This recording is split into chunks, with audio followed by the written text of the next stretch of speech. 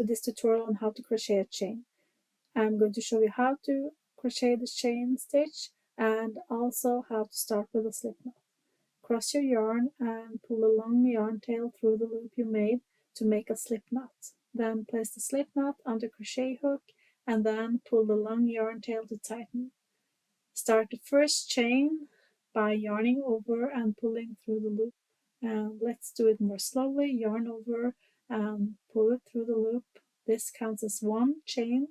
So one chain is yarn over and pull it through the loop.